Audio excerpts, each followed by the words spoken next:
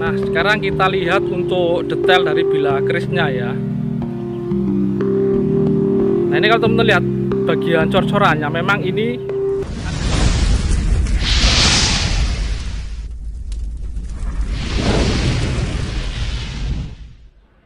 Rahayu, Rahayu, Rahayu. Ketemu lagi dengan saya Teddy Wahyono di channel tempat mengenal keris dan pusaka Nusantara lainnya dengan akal sehat dan hati terbuka. Nah, kali ini saya akan membahas salah satu keris dari era Mataram awal ya.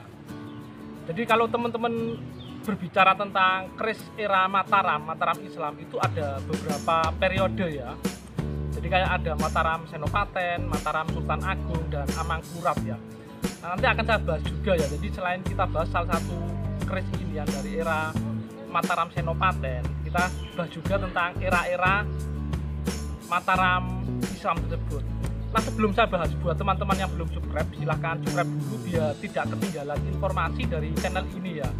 Dan jangan lupa untuk like dan share ya. Jadi siapa tahu informasi ini berguna untuk teman-teman yang lain. Nah, sekarang langsung saja kita lihat ya.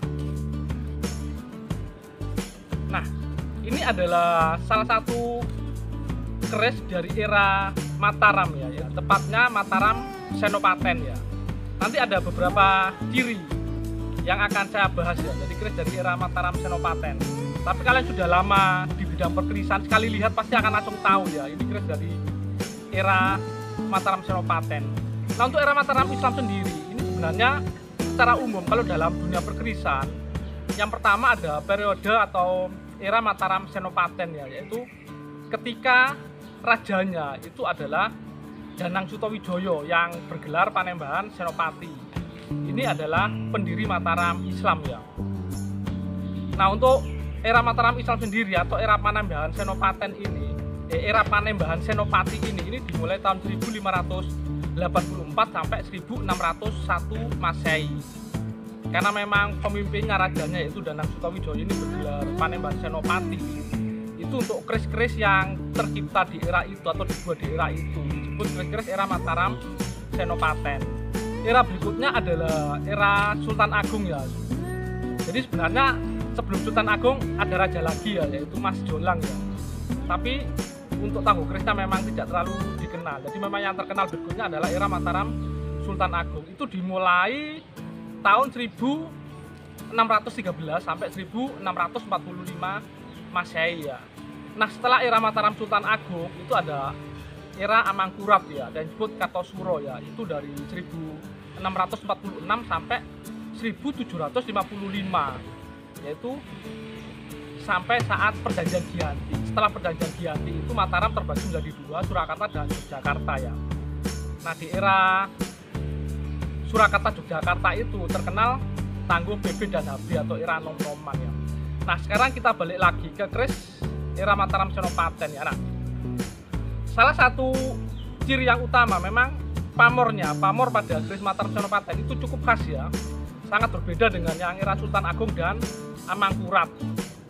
Amangkurat lebih beda lagi ya, sudah benang. Nah, ini khas ya. Jadi, dan ciri yang lain lagi, biasanya keris-keris di era Mataram Senopaten untuk gonjonya ini itu adalah gonjo wulung ya, gonjo wulung.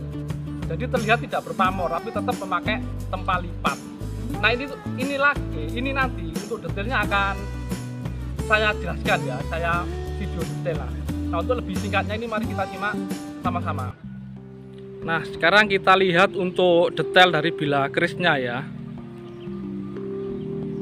Nah, ini kalau teman-teman lihat bagian cor-corannya, memang ini ada yang tidak utuh ya, terutama kembang kacangnya itu ujungnya sudah aus ya, sama bagian wadidang itu juga kropos ya. Nah, salah satu ciri keris dari era Mataram Senopaten itu banyak ditemukan. Jadi gonjonya itu adalah gonjo wulung ya, jadi terlihat sekilas hitam, tapi itu tetap tempat lipat ya, tetap tempat lipat. Cuma di situ memang tidak ada pamornya berwarna putih, istilahnya seperti itu ya. Itu memang gonjo wulung ya. Nah, untuk pamornya sendiri ini teman-teman bisa perhatikan ya, bisa diingat-ingat ya. Walaupun ini sudah cukup tua, tapi untuk pamornya terlihat masih sangat bagus ya, sangat bagus ya. Jadi ini washing butah ya, washing butah. Ini lot 13 ya. Kalau dapurnya sendiri ini sepertinya sengkelat ya. Ini lambe gajahnya satu. Nah, jadi memang cukup khas, jadi cukup indah, dan ini memang sogokan itu juga masih sangat pakem ya, sangat bagus ya.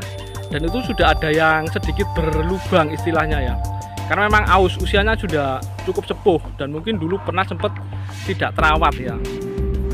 Ini adalah salah satu koleksi saya yang cukup tua ya, memang tetap saya simpan walaupun sedikit tidak utuh, tapi secara keseluruhan sih masih kita lihat lah, tahu bentuknya lah.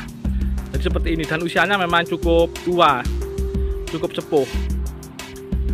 Jadi di era Mataram Senopaten ini memang perkembangan keris sudah cukup bagus ya. Nanti lebih sempurna lagi di era Sultan Agung ya. Jadi banyak dapur baru, garapnya pun juga bagus.